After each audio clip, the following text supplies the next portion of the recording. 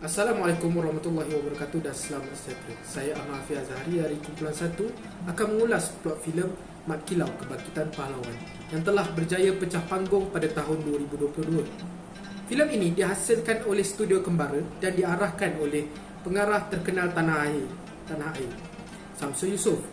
Filem ini juga dibintangi oleh pelakon-pelakon terkenal seperti Dato' Adi Putra, Fatah Amin, Beto Kshairi, Johan Asari, Yayan Ruhian dan ramai lagi.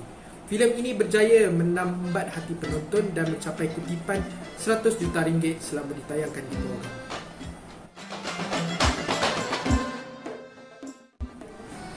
Salam sejahtera, nama saya Laika Chan dari Kumpulan 1. Saya akan menerangkan kepada anda siapakah Mat Kilau. Mat Kilau merupakan antara pahlawan yang bangkit menentang penjara British. Mat Kilau lahir di Pulau Tawar, Jerantut, Pahang pada sekitar tahun 1865 sehingga 1866. Ayah kepada Mat Kilau dikenali sebagai Tok Gajah atau Imam Rasul, dan ibu kepada Mat Kilau ialah Teh Mada, iaitu anak kepada Tok Kau Burau. Apabila beliau berusia lebih kurang 20 tahun, Mat Kilau berkahwin dengan seorang gadis yang bernama Yang Cik binti Imam Daud, Kampung Kedondong, Pulau Tawar. Hasil perkahwinan ini, Mat Kilau telah dikurniakan 3 orang kanak. Setelah berkahwin, barulah Mat Kilau belajar bersilat dan menuntut ilmu kebatinan. Mat Kilau bukan sahaja belajar bersilat sebagaimana sahabatnya yang lain, bahkan beliau lebih mendalami silat dengan menggunakan senjata seperti keris dan parang. Mat Kilau juga banyak menuntut ilmu daripada ayahnya sendiri, yaitu Tok Gajah.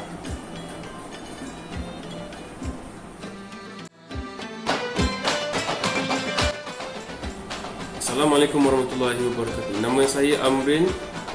Saya dari kepada Kumpulan 1 dan hari ini dalam video ini saya akan mengulas plot cerita tentang movie Mat Kilau. Filem ini berlatarkan akhir pada abad ke-19 di sebuah pertempatan di Pahang. Ketika ini, sekumpulan pihak British yang diketuai oleh seorang kapten tentera bernama Cyrus sambil diiringi oleh Togak, seorang pembunuh upahan British asal Borneo, serta sekumpulan tentera British Sikh sedang memburu 3 orang pahlawan atas kesalahan khianat. Akan tetapi, serbuan ini bertukar ganas dengan para tentera membunuh penduduk begitu saja, sehingga memaksakan ketiga-tiga pahlawan tersebut untuk menyerah diri sebelum dihantar ke tahanan. Pada masa ini, pihak British mula mengeksploitasikan sumber bumi Pahang demi merancang untuk meluaskan kuasa mereka.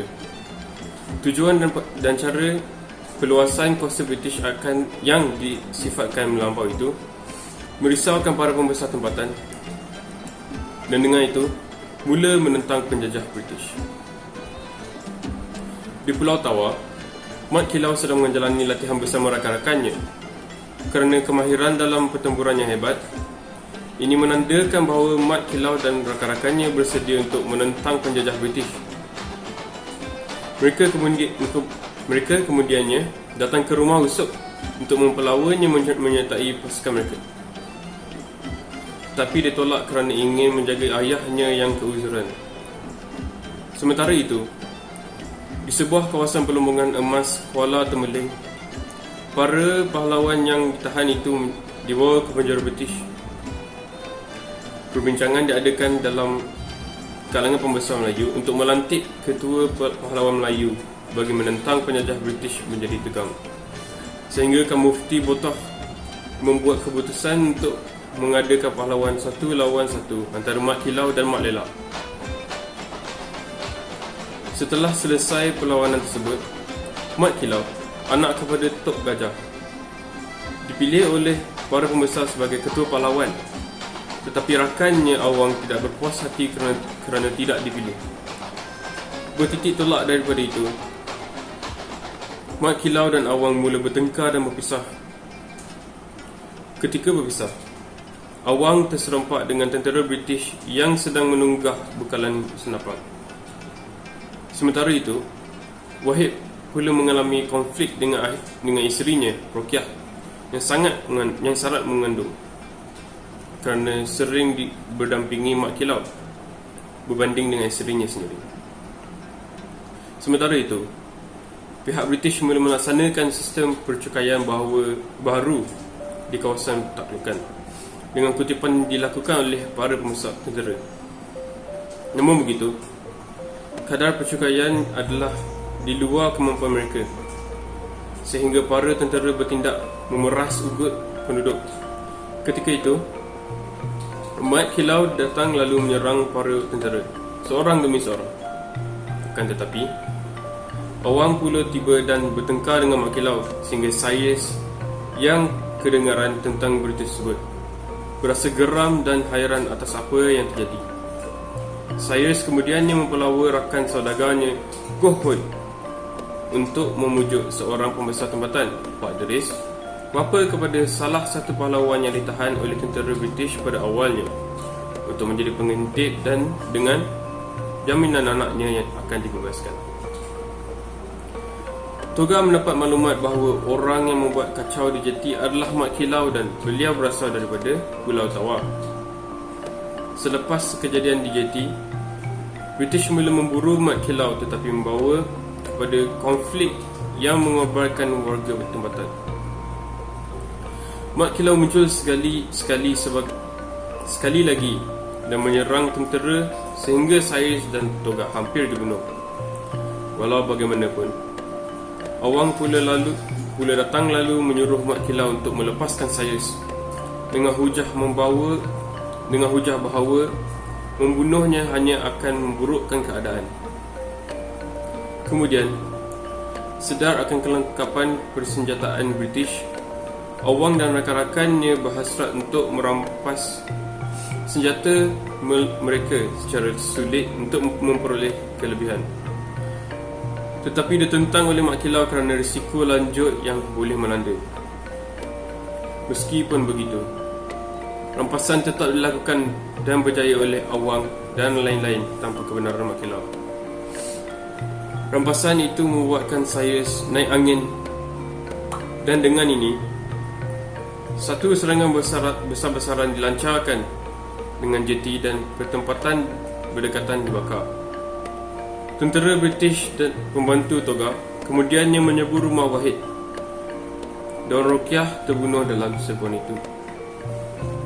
Misal atas impak serangan bala tersebut, Awang memohon maaf dengan Mat Kilau atas perselisihan selama ini, dan mereka pun bersatu semula. Assalamualaikum warahmatullahi wabarakatuh. Nama saya Muhammad Dani Hakimi dan saya akan menyambung plot cerita Mat Kilau. Seterusnya, Wahid bertindak menyerang dan membunuh beberapa tentera British, tetapi tidak berjaya akibat ditumpaskan tentera-tentera lain. Usut datang ke persembunyian Mat Kilau dan membuat keputusan untuk menyertainya. Kemudian, Mat Kilau dan rakan-rakannya menyembuh senyap-senyap pada waktu malam ke sebuah kamp British untuk selamatkan Wahid yang ditahan oleh Toga. Gaya serbuan pada awalnya bersifat sejenak, lalu bertukar menjadi serangan terbuka. Para tentera cuba menyerang tetapi sukar untuk mengalahkan mereka disebabkan oleh gaya pertempuran mereka. Wahid yang dilepaskan bertempur dengan pembantu Toga yang bertanggungjawab membunuh Rokiah. Di luar pula, pahlawan lain sedang berusaha menumpaskan para tentera tetapi Usop telah menjadi tawanan kepada Toga, lalu menarik perhatian Mat Kilau dan rakan-rakannya yang lain. Toga kemudiannya membunuh Usop dengan mengelar lehernya. Setelah seketika, mereka berundur ketika lebih banyak tentera British tiba. Mat Kilau, rakan-rakannya serta beberapa orang penduduk tempatan bersembunyi di gua untuk melakukan persiapan pertempuran serta berjanji untuk bertempur. Sementara itu, Mat Kilau cuba memujuk penduduk-penduduk tempatan yang lain untuk menyertai perjuangannya, tetapi ditentang kuat kerana kacau bilau yang timbul susulan perjuangannya menentang British. Pada masa itu juga, kesangsian timbul bahawa ada pembelot dalam kalangan mereka. Pak Daris akhirnya disyaki sehingga beliau dikelilingi oleh Mat Kilau dan Wahid. Pak Daris kemudiannya dibawa ke pakuan British dan memberitahu tempat persembunyian Mat Kilau. Mat Kilau menasihati isterinya Yang Ci untuk menjaga anaknya dan bersembunyi di dalam gua sehingga semua selesai. Selepas itu, Shears dan tenteranya tiba di tempat persembunyian Mat Kilau dengan para tentera diarahkan masuk ke hutan belantara untuk memburu Mat Kilau. Namun begitu, setiap tentera dibunuh oleh perangkat samar Mat Kilau, sehingga seorang tentera sahaja yang terselamat berjaya pulang ke Sayers untuk melaporkan hal ini. Dengan itu, Sayers memulakan pertempuran terbuka kepada Mat Kilau. Tanpa disangka, banyak penduduk tempatan tiba-tiba muncul melawan, mewujudkan pertempuran yang besar. Ketika itu, Pak Deris membongkar bahawa beliau telah memperdayakan Sayers ke dalam perangkap mereka akibat dipengaruhi oleh Mat Kilau, lalu mengelar leher Goh Hoi, sehinggakan Sayers menaik angin lalu menembaknya. Selepas seketika, tentera British semakin kalah dalam pertempuran, sehinggakan Sayers melarikan diri. Sementara itu, Mat Kilau bertarung 1 lawan 1 dengan Toga, disertai dengan Wahid. Selepas itu, kemudiannya Wahid dibunuh oleh Toga dan Mat Kilau sempat mengalahkannya dengan tikaman di lehernya. Akhirnya, pertempuran dimenangi oleh penduduk tempatan. Dan selepas itu, Mat Kilau berpesan kepada yang masih hidup bahawa kekuatan sebenar orang Melayu bukanlah terletak pada kebudayaan dan kesultanan mereka semata-mata, tetapi pada akidah dan keimanan kepada Allah. Assalamualaikum dan selamat sejahtera. Saya, Anik, dari kumpulan 1 ingin membentangkan kesimpulan filem Mat Kilau. Penerbitan filem Mat Kilau, kebangkitan pahlawan yang berinspirasikan sejarah pahlawan adalah satu usaha yang baik walaupun ada kekurangannya. Bahkan sambungan kisah-kisah perjuangan beliau wajar difilmkan pada masa akan datang. Negara kita juga tidak ketandusan sejarah pahlawan-pahlawan terdahulu yang menentang penjajah seperti Datuk Maharaja Lela, Datuk Bahman, Tok Janggut, Abdul Rahman Limbong dan sebagainya.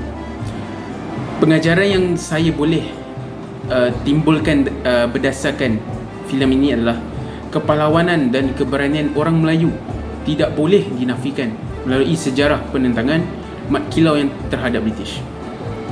Kekuatan persenjataan British yang besar tidak mampu membendung penentangan hebat Mat Kilau.